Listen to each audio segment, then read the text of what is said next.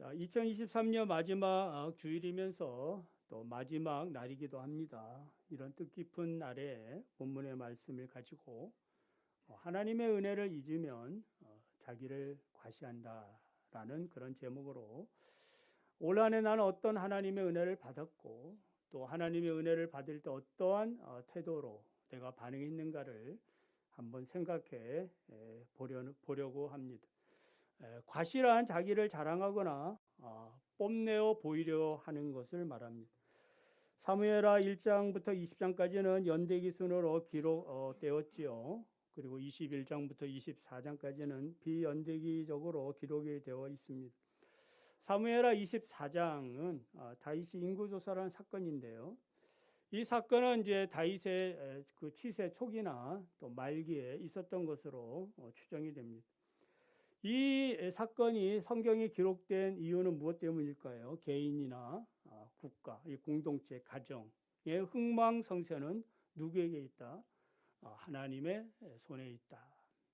하나님의 말씀에 순종 여부에 달려 있다라는 사실을 말해주고 있습니다. 자, 인구조사는 다윗의 치세 중에 다윗이 저지른 두 가지 큰 범죄 중에 하나입니다. 첫째 범죄는 밧세바 간음 사건이죠. 이 사건을 은폐하기 위해서 밧세바의 남편이 우리아를 전쟁터에서 죽이게 됩니다. 하나님께서는 이 사건으로 인해서 다윗의 집안과 또 나라에 큰 징계를 내리죠. 암논의 강간 사건, 압살롬이 그 암논을 살해하는 사건, 그리고 압살롬의 반역 사건, 불량부의 세바의 반역 등이 줄지어서 나타납니다. 이 모든 불미스러운 사건의 원인은 어디에 있는 거예요? 범죄한 다윗을 하나님이 축복해 주지 않아서 그런 겁니다. 하나님이 다윗을 그동안 축복했는데 항상 이기했는데 하나님이 축복해 주지 아니하니까 다윗의 왕권은 무능력해지고 그리고 다윗은 아주 비참한 신세가 되고 말았다라는 것입니다. 두 번째 범죄는 본문이 인구조사입니다. 인구조사는 특이한 점이 무엇이냐면은 다윗의 교만한 죄와 더불어 가지고 이스라엘 전체를 향해서 우리 하나님이 심판했다라는 그런 내용이에요. 1절을 보면 여호와께서 다시 이스라엘을 향하여 진노하사 그들을 치시려고 다윗을 격동했다라고 말합니다. 다시라는 이 말은 하나님께서 반복해서 진노했다는 말이 아니고 하나님의 진노가 이스라엘 향하여 다시 불타올랐다라는 그런 의미가 강합니다. 왜 하나님의 진노가 다시 불타오를 정도로 이스라엘이 어떤 죄를 졌는가, 어떤 잘못을 저질렀는가, 연대순으로 기록되지 않았기 때문에 그 죄가 무엇인지 정확하게는 몰라요. 그러나 몇 가지로 추정해 볼 수 있죠. 지금까지 다윗의 치세를 생각해 보면은 큰 사건이 어떤 사건이에요? 밧세바 그 사건이고 압살롬 반역 사건, 기브온 사건, 세바의 반역 사건, 이런 굵직굵직한 사건들을 볼 수 있습니다. 그 중요한 힌트는 어떤 힌트겠어요? 이스라엘 전체를 향한 지금 하나님의 심판이다. 다윗과 더불어서 하나님이 이스라엘 전체를 향한 그 진노였다라는 것을 보면 이스라엘이 하나님 앞에 큰 죄를 범했다라는 것을 알 수 있습니다. 이 두 가지 정도로 정리해 볼 수 있는데 하나는 구체적인 죄고 또 하나는 이스라엘 전체의 영적인 상태의 죄다라고 말할 수 있어요. 자, 첫 번째 죄는 압살롬의 반역 사건이에요. 1절을 보면 하나님은 이스라엘 제약을 징계하기 위하여 다윗을 격동시켰다라고 하는데 이 말은 다윗이 인구조사를 하기 전에 무슨 일이 있었다는 걸 얘기하죠. 그 전제가 있는 겁니다. 이스라엘 전체가 죄를 지었다라는 말이. 그 대표적인 사건이 어떤 사건이겠습니까? 압살롬 반역 사건입니다. 이스라엘 전체가 하나님을 반역한 사건이 압살롬 반역 사건이. 압살롬이 자기 아버지 다윗을 반역할 때 이스라엘 전 지파와 그리고 심지어 유다 지파의 장로들까지 다 가담을 합니다. 이 반역 행위는 하나님이 보실 때 중대한 범죄입니다. 왜 그렇습니까? 다윗이 누굽니까? 하나님이 지목하여 세운 하나님의 종이에요. 하나님이 세우신 왕이에요. 내 마음에 합한 자다. 하나님을 대리해서 이 나라를, 이스라엘이라는 나라를 다스리는 그러한 대리자입니다. 자, 다윗을 대적했다라는 말은 곧 누구를 대적했다는 말이에요? 하나님을 대적했다라는 말이에요. 하나님의 주권과 하나님의 권위에 도전한 아주 악한 그런 반역 행위라 볼 수 있어요. 왜 이스라엘 백성들이 광야 40년 형벌을 받게 됐습니까? 그 원인은 어디에 있어요? 그 10명의 정탐꾼들을 중심으로 해가지고 온 그 이스라엘 백성들이 광야에서 하나님을 원망하고 하나님이 세운 모세를 반역하는 거지요. 그러면서 뭐라 그래요? 지도자를 세워서 우리가 애굽으로 돌아가자. 큰 반역이에요. 명백한 범죄 행위였다 이 말입니다. 그래서 하나님이 40년의 그 광야 형벌을 내리게 됩니다. 다윗은 사울을 2번 죽일 수 있는 기회가 있었지요. 우리가 이제 사무엘 하를 이제 어제 금요일 밤에 다 마쳤습니다만은 쭉 살펴본 결과 2번 있었어요. 그 2번 죽일 수 있는 기회에 있었지만 죽이지 않습니다. 무엇 때문에요? 하나님이 세우신 기름 부어 세우신 종을 내가 손댈 수 없다. 옷자락을 자른 것만은 해도 양심의 가책을 느꼈던 그런 다윗의 모습을 봅니다. 그러니까 하나님의 권위를 인정하고 있었던 겁니다. 다윗이 압살롬의 반역을 진압한 후에 유다 지파의 장로들이 유다 지파 출신인 다윗을 황궁시켜야 되는데 앞장서지 못한 이유는 무엇 때문이에요? 자기들이 압살롬 반역에 가담했기 때문에 그런 것입니다. 그게 면목이 없는 거예요. 자, 이런저런 이유로 공의로우신 하나님 입장에서 볼 때 자신의 세운 권위와 주권에 도전한 이스라엘 백성들을 그 죄를 그냥 덮어갈 수는 없는 거죠. 그래서 다윗으로 하여금 인구조사를 하게 한 후에 그 빌미를 들어서 이스라엘을 심판했다라고 우리가 볼 수도 있어요. 자, 2번째 범죄는 인구조사와 관련해서 드러난 영적 교만죄라. 그러니까 전체 이스라엘 백성들의 영적인 그런 교만죄입니다. 이 부분으로 말씀을 드리겠습니다. 다윗이 이제 인구조사하는 과정을 통해서 하나님이 왜 이스라엘을 심판해야 하는가가 여시 드러납니다. 이스라엘은 다윗의 치세 아래에서 어떻게 됐습니까? 승승장구했죠. 모든 나라를 이기고 부강해졌습니다. 주변에 어떤 나라는 조공까지 이렇게 들고 와서 예물을 드리고 감사하는 일도 있죠. 왜 그렇습니까? 하나님이 함께 하셔서 복을 내려주시기 때문이에요. 처음에는 하나님의 은혜인 줄 알고 감사했겠죠. 그러나 항상 이기고 그러다 보니까 어떻게 되는 거예요? 점차 하나님의 은혜에 대해서 그 감각이 무디어졌다라고 볼 수 있는 겁니다. 왕국이 안정을 찾고 부강해지다 보니까 모든 것이 은혜, 우리가 그렇게 찬양 부르죠. 모든 것이 은혜에서 모든 것이 나의 공로, 나의 업적, 자기를 과시하게 됐다 이 말입니다.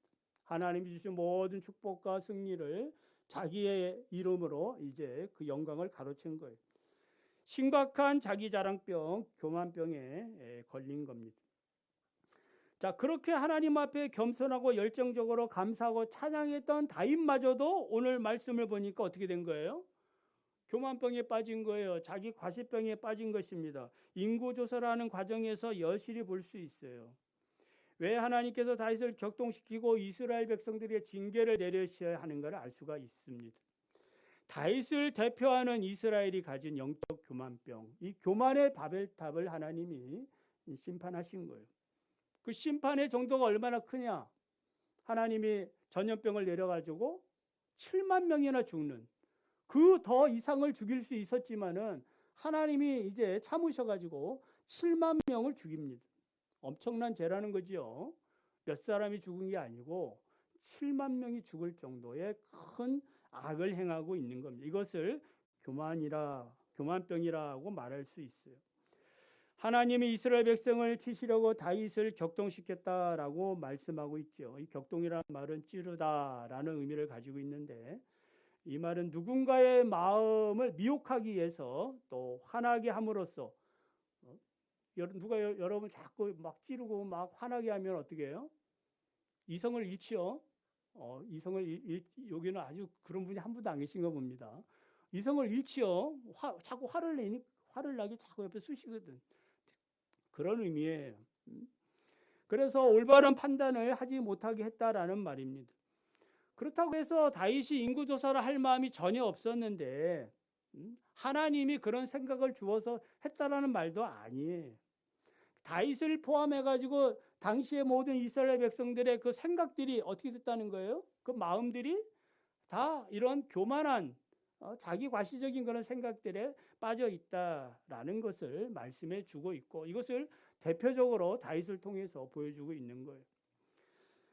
자, 본문하고 병행 구절인 역대상 21장 1절을 보면 사탄이 일어나 이스라엘 대적하고 다윗을 충동하여 이스라엘을 계수하게 했다라는 말이 나와요. 말이 좀 다르지요. 같은 사건인데 내용이 다릅니다. 뭐가 다른지 알겠습니까? 자, 사무엘 하에 나오는 격동이나 역대상에 나오는 충동은 히브리어로 같은 단어고, 근데 이제 문장의 주어가 다릅니다. 사무엘하는 누가? 하나님이. 역대상에는 누가? 사탄이. 이게 뭐냐? 뭐 특별한 의미는 없습니다. 여러분 이렇게 생각하시면 돼요.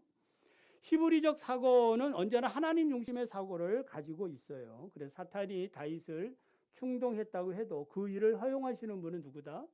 하나님이시다. 왜냐하면 하나님이 모든 것들을 섭리하고 계신다는 그런 사고를 가지고 있는 거예요. 이런 하나님 중심의 사고는 욥기를 통해서 볼 수 있어요. 욥이 어떻게 해서 고난을 받습니까? 사단의 참소에 의해서 고난을 받는데 누가 허락합니까? 하나님이. 그걸 모르니까 이제 사람들이 헷갈리는 거죠. 하나님의 섭리를 모르는 겁니다. 그렇다고 하나님이 죄를 조장하시는 분은 아니다라는 것을 우리가 알아야 됩니다. 그러니까 하나님의 작은 악조차도 하나님의 섭리 아래 있는 거예요. 그러니까 하나님은 모든 것을 로마서 8장 28절의 말씀처럼 모든 것을 합력해서 선을 이루시는 그런 분이심을 믿으시기를 바랍니다.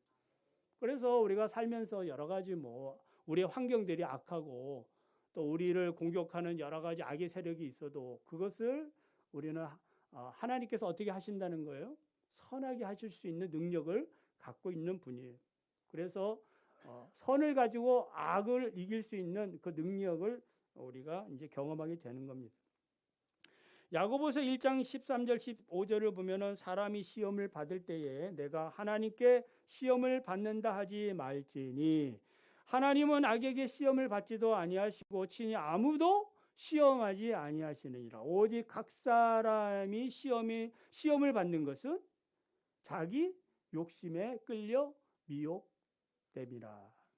그 시험을 받는 것은 자기 욕심이 있는 거예요. 아무것도 없는데 죄 가운데 빠지지는 않는다 이 말입니다. 결국 다윗이 인구조사를 하게 된 배경도 어디에 있는 거예요? 자기 욕심에 끌려 미혹됐기 때문이다라고 말할 수 있습니다. 그래서 다윗은 자기 욕심에 끌려 인구조사를 왜 했겠어요?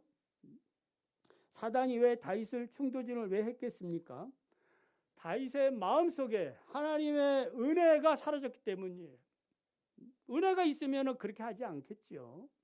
하나님께 영광을 돌리고 감사하고 하나님이 이 나라를 주셨습니다. 그 요압이 뭐라 그래요? 아니 왕이 왜 그러십니까?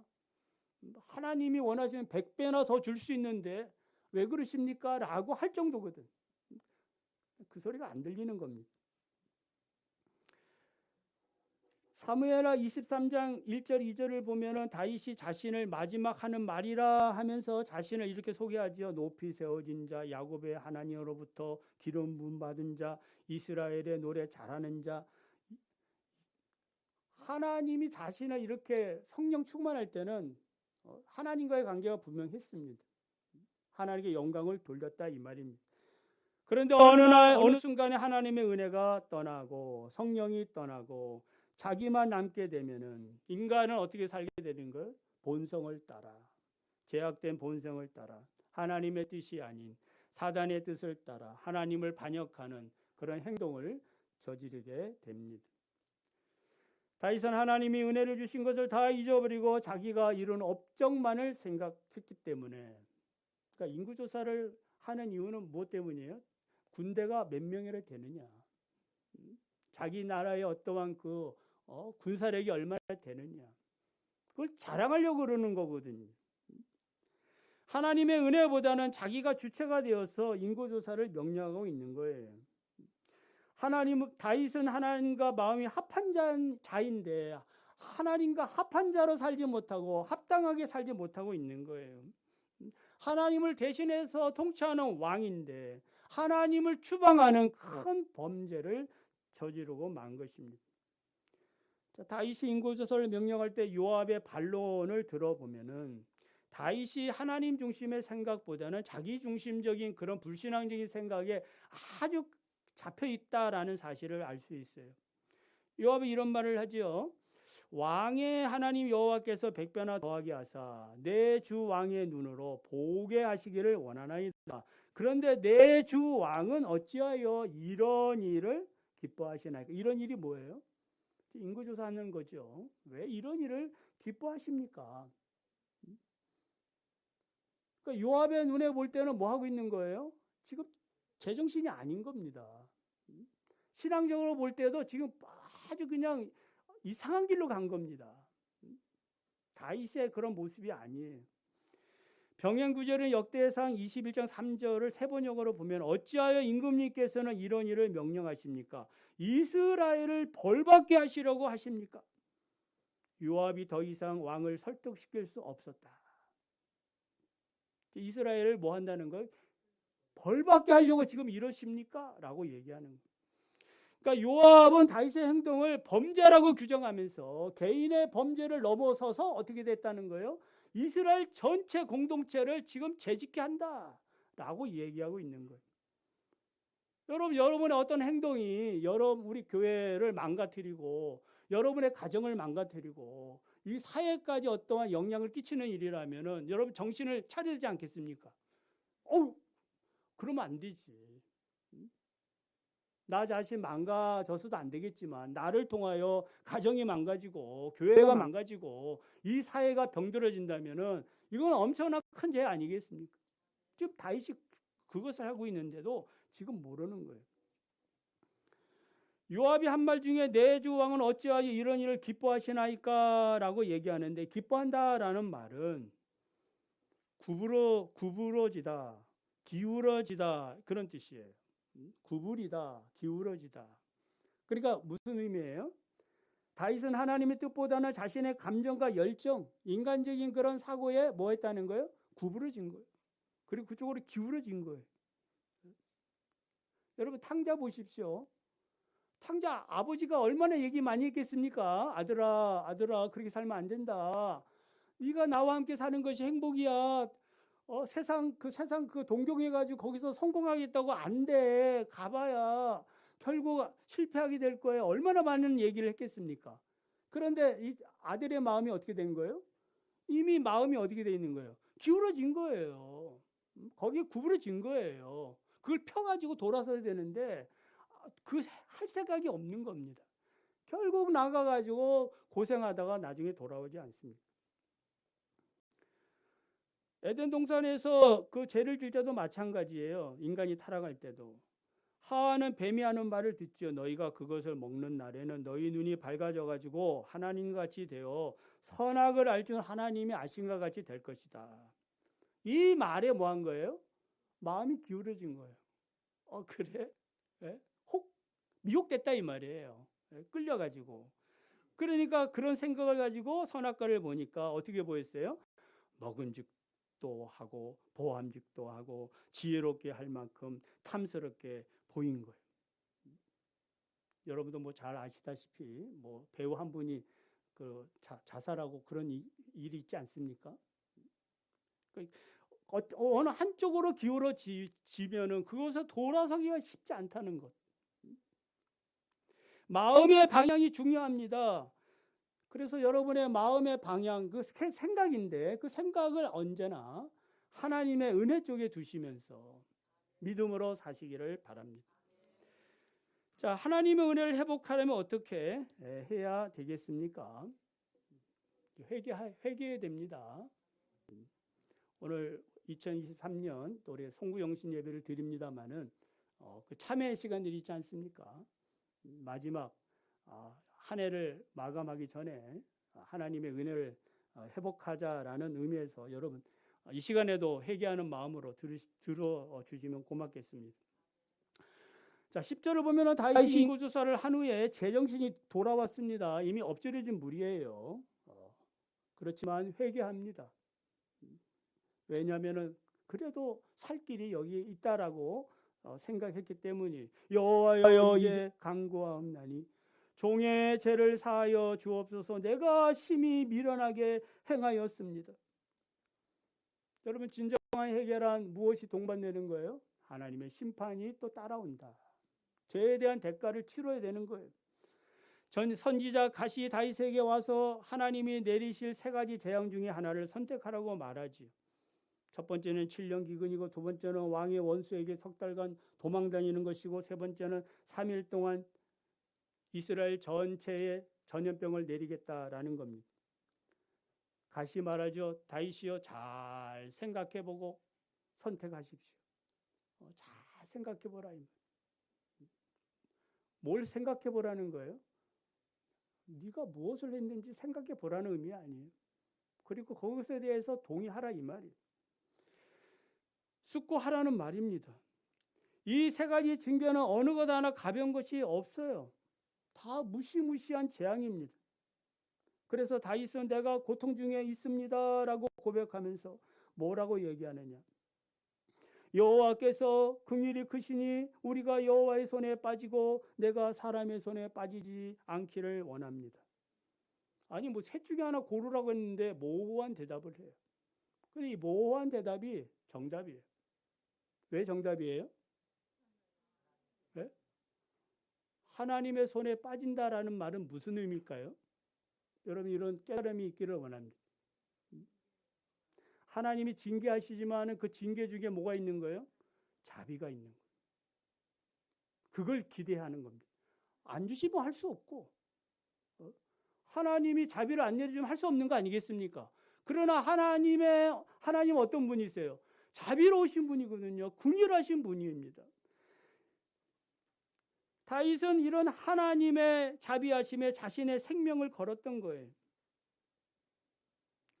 어떤 재앙이든지 다 회복 불능한 그러한 재앙이에요. 그러나 하나님의 자비가 있으면 회복될 수 있습니다. 자, 하나님이 그 전염병을 내리지요. 재앙을 내리시고 이제 7만 명이 죽으니까 그 죽음의 천사가 예루살렘을 향하여 또 갑니다. 또 사람을 죽이려고. 그러니까 여호와께서 뭐라 그래요? 그만둬라. 하나님의 자비하심이 나타났습니다. 그리고 또 하나님의 큰 자비하심이 또 나타납니다. 그게 뭘까요? 아라우나 타작마당에서 제단을 쌓고 그곳에서 예배를 드려라. 할렐루야. 그러니까 오늘 우리가 이 시간에 나와 예배 드리는 게 축복의 자리인 줄 믿으시기 바랍니다. 그냥 온 것이 아닌 거예요. 예배 구경하러 온 것도 아니고 목사의 설교를 듣는 것도 있지만은 그것을 통해서 뭐 하는 거예요? 하나님의 자비하심을 여러분들이 경험하고 돌아가야 되는 거예요. 다윗은 아라우나 타작마들 은 50세기를 주고 사서 그곳에 여호와를 위한 제단을 쌓고 번제와 화목제를 드리자 어떻게 됐어요? 모든 재앙이 끝났습니다. 할렐루야. 자, 끝으로 자, 다윗은 사람의 손이 아니라 하나님의 손에 빠지기를 원한다고 했지요. 여기에는 이제 엄청난 구속사적인 구원의 의미가 담겨져 있습니다. 뭐 그 당시에는 이 사건이 다지만은 그러나 성경 전체를 볼 때에 구속사적인 의미가 있다 이 말이에요. 여호와의 손에 빠지면 어떤 인간도 그 손에서 빠져나올 수 없지요. 없습니다. 죄액사은 사망이에요. 인간의 죽음에 다른 방법으로 그 죄값을 치를 수 있는 방법은 없어요. 대충 하시는 하나님이 아니에요. 공의로우신 하나님이십니다. 하나님의 손에 빠지면, 그러나 앞서 설명한 대로 다윗이 무엇을 하나님 앞에 지금 자기의 생명을 건 거예요? 하나님의 자비하심에, 심판 중에도 임하시는 하나님의 자비와 사랑을 이제 넘치는 곳입니다. 아라우나의 타작 마당은 어떤 곳이에요? 어떤 곳이에요? 아브라함이 이삭을 바쳤던 그 모리아 산을 얘기합니다. 여호와의 일에 축복이 있었던 곳이에요. 그리고 이곳은 훗날 솔로몬 성전이 세워지는 곳이고, 그리고 예루살렘 성전이 있는 곳이에요. 이곳에서 우리 예수님께서 빌라도 재판을 받고 사형 언도를 받아서 우리를 구속하신, 십자가에서 피 흘려 죽으신 그러한 곳임을 여러분 믿으시기를 바랍니다. 구원의 길, 생명을 얻는 길을 잘 보여주고 있어요. 로마서 6장 23절에 죄의 삭은 사망이지만 하나님의 은사는 그리스도 우리 주 안에 있는 영생이라고 말씀하고 있습니다. 하나님은 죄 가운데 회개하는 다윗과 이스라엘 백성을 구원하는 길을 이곳에서 보여주신 걸 믿으시기를 바랍니다. 그러니까 오늘도 우리가 우리의 모든 삶의 이 문제들, 죄의 문제를 해결하려면 어디로 가야 되는 거예요? 이 아라우나 타작마다 바로 십자가로 나가야 될 줄을 믿습니다. 이곳에 나가면 되는 거예요. 오늘 우리가 2023년 한 해를 보내면서 영적으로 청산해야 될 문제들이 남아 있다면 어떻게 해야 되겠어요? 그대로 뭐 가지고 가면 안 되겠죠. 청산을 하시기 바랍니다. 우리의 마음이 어떤 쪽으로 기울어져 있다면은, 근데 감사한 거는 마음이 기울어져 있는 분이 이제 이 자리에 이 자리에 이렇게 참석하지는 않겠지요. 그래도 감사한 건 우리가 마음이 어디로 가 있다는 거예요? 하나님께로 가 있는 겁니다. 감사하시기 바랍니다. 정도 차이는 있겠습니다만은 하나님께로 가 있는 거예요. 하나님의 은혜를 사모한다 이 말입니다. 이것이 우리의 소망이에요. 하나님의 자비하심을 우리가 지금 기대하고 있는 것입니다.